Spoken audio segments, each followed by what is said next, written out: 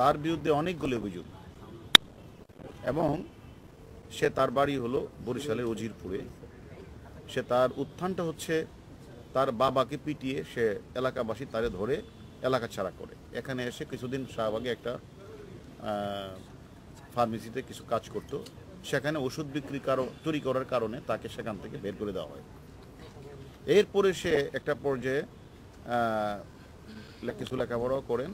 সে মিঠু হালদার নামে একটা নার্স, যে নার্সিং মেয়ে, যে পেশা নার্স, তাকে বিয়ে করার পরে সে তখন তার স্বপ্নে আসলো সে একটা ওল্ড অ্যান্ড চাইল্ড একটা কেয়ার সেন্টার সে স্থাপন করবে, এরকম একটা শক্তি আসলো। তখন তার ওয়াইফকে নিয়ে সে মিরপুর এলাকায় একটা child and old age care এক নামে একটা প্রতিষ্ঠান খুলে।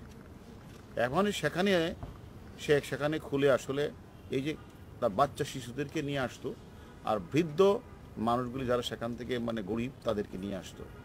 এরকমভাবে আপনারাও দেখেছেন বিভিন্ন মিডিয়াতেও, সোশ্যাল মিডিয়াতেও ভাইরাল হয়েছে। সেখানে এগুলি সে প্রকাশ হয়েছে এবং সে বলেছে যে আমরা সেখানে অপারেশন থিয়েটার আছে, সেখানে মানুষকে সে বিভিন্ন ধরনের সেবা দেয়। তাহলে অপারেশন থিয়েটার থাকে, হাসপাতাল থাকে, তারও তো লাইসেন্স থাকতে হবে। সে লাইসেন্স নেই। সে কারণ করা হলো যে আপনি রাতে লাশ দাপন করেন কেন? সে বলে যে আসলে না হলে তো মানুষ আমাকে বিভিন্ন প্রশ্ন করে, এটা সে উত্তর দিয়েছে। এবং আশ্রমে বৃদ্ধদের চিকিৎসা দেওয়া হয় না বলে গণমাধ্যমে এসেছে, সেটাও তাকে জিজ্ঞাসা করা হলো যে আপনি যে 30-25 লাখ টাকা খরচ করেন, টাকা পান কোথায়?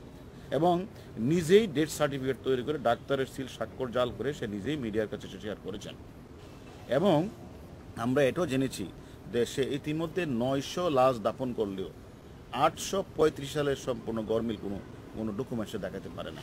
এবং তাকে জিজ্ঞাসাবাদ করলে যে তুমি এগুলি লাশগুলির পিছনে তোমার কারণ কি, লাশগুলি তুমি রাতে দাপন করো এগুলি, তখন কোনো এক সময় দেখা যায় যে সেখানে পাশে একটা মসজিদ ছিল, সেখান থেকে প্রশ্ন উঠেছে যে কিডনির পাশে সেখানে রক্তের দাগও রয়েছে। তাহলে তার বিরুদ্ধে অজস্র অভিযোগ, যে অভিযোগগুলি আমরা তাকে জিজ্ঞাসাবাদ করব যে লাশগুলি রাতে কেন উনি দাপন করতেন।